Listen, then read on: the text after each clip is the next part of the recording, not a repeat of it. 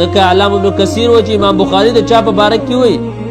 سکتوا عنه وفيه نظر، نو وایي دا هغه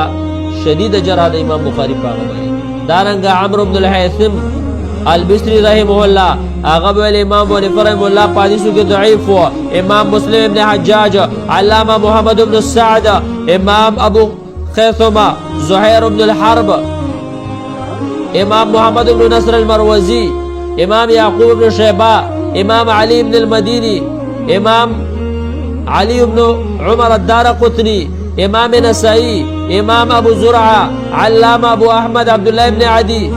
امام جزجانی، امام ابن الجارود، امام ابو عاطم بن حبان، امام ابو بکر بن ابی داود السجستانی، امام ابو نعیم اصبحانی، امام جزقانی، امام خطیب بغدادی، امام عبدالحق، امام حاکم ابو عبداللہ، امام ابن الجوزی. تقریبا د 33 علماء نمونه ما ذکر کړه. د ټول په امام ابو حنیفه رحمه الله باندې جرح کړل چې په باب د حدیثو کې دا ضعیف